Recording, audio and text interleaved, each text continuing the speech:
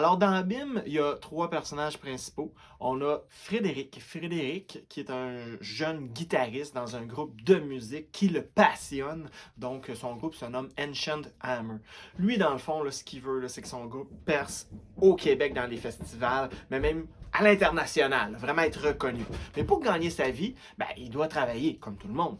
Donc, Frédéric travaille dans une boutique spécialisée en métal dans le Vieux-Québec qui se nomme le Pentagramme. Deuxièmement, on a Violette. Violette habite à Montréal, dans le quartier Hochelaga-Maisonneuve. La particularité de Violette, c'est qu'elle doit combattre son passé constamment, à chaque jour. Puis quand je dis combattre, c'est littéralement.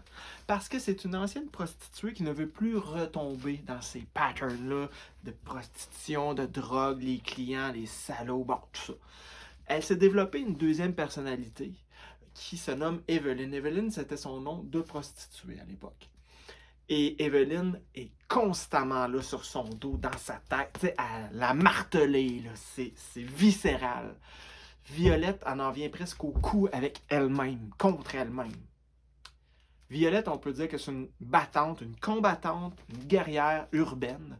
Je dirais même que c'est la personnage la plus forte du roman. Troisièmement, il y a Simon. Simon habite au Saguenay. Le but de Simon, c'est de quitter la maison familiale parce qu'il déteste sa mère pour mourir. Le problème avec Simon, c'est qu'il est très idéaliste. C'est un guitariste à ses heures. Contrairement à Frédéric, le premier personnage, Simon,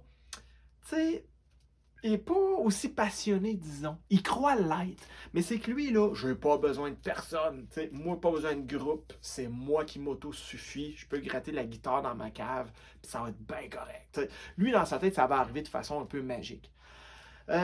Le truc, la solution pour lui de quitter la maison va lui arriver sous la forme d'un courriel un peu mystérieux, d'un groupe très underground, que même lui ne connaît pas, le groupe L'Abîme, qui ont besoin d'un roadie, un technicien de scène, un peu tout ça, un aide là, pour quand ils font leur tournée dans des petits lieux obscurs. Il va accepter. Il aurait jamais dû. Parce que là, il va commencer tranquillement à s'enfoncer dans un gouffre sans retour, sans fond, dans les abîmes.